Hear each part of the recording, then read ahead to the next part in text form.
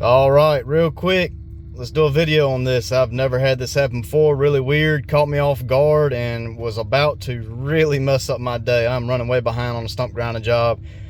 Huge stump grinding job about an hour away. I've got 3 days planned for it. I was hoping to only use 2, but the way today is going, it's almost lunch and I'm still not there yet. So I stopped over here at the duck through, went to get gas at the gas pump, filled up with gas, got back in the truck, and it would not start. I had no light on the prindle.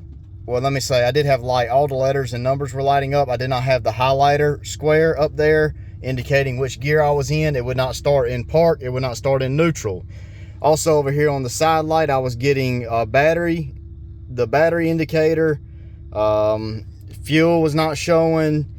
It was showing low fuel over here. So all indications that I was not getting voltage to the screen here and or the computer, because this is what this reads off the computer. I was not thinking computer at the time. I was thinking just voltage to here. Anyway, I went and pulled the box to, I don't know, play with some fuses and relays, whatever, and lo and behold, smart fuse.